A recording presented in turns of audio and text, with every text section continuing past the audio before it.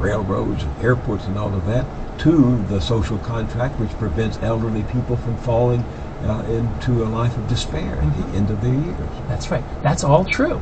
And if the Democrats could make a good, clear case of what the proper role of government is, I think they'd be successful, because that's absolutely right. The problem is that government, whoever has the reins of government, uses it for moralistic purposes. They use it to further their sacred ends. And they use it to channel money and programs and largesse to their favorite groups. So people on the right don't trust government to do what's right with their tax dollars.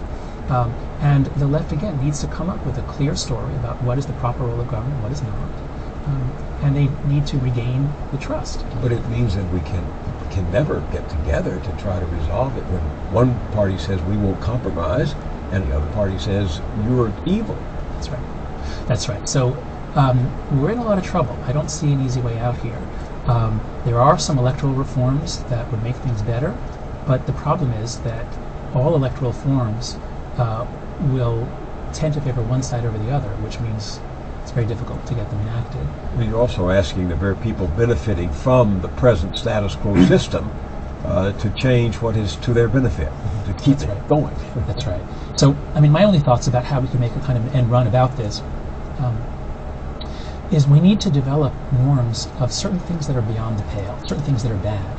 And so, for example, just as we developed our discourse about, say, sexual harassment, in movies and TV shows from the 60s, it was common, it was laughed at. But, in just a few decades, we've come a long way and recognized that certain kinds of behaviors are unacceptable. We've changed our attitudes about smoking in public. We've done all sorts of things like that. We've moralized things.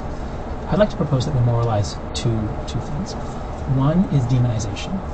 When you have people saying, you can disagree as much as you want, but when you start saying they're only saying that because they're they're racist, or they're in bed with this company, and even though sometimes that might be true, but we're so prone to dismiss other people and demonize their motives that we're usually going to be wrong about them. So if we could begin to see this in each other and even challenge each other and say, hey, you're demonizing. Like, just, disagree with them, but stop attributing bad motives to the other side. So if 10 years from now, people sort of recognize that and call each other out on it, that will at least be some progress.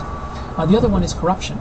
Until we develop a massive groundswell of public revulsion at the fact that our Congress is bought and paid for, not entirely, of course, many of them are decent people. I don't want to demonize, I'm sorry. But the nature of the institution is such that they've got to raise tons of money, and then they're responsive to those interests. So perhaps there's some norms that we could develop that will put some pressure on Congress to clean up its act. Jonathan Haidt, thank you very much for sharing your ideas.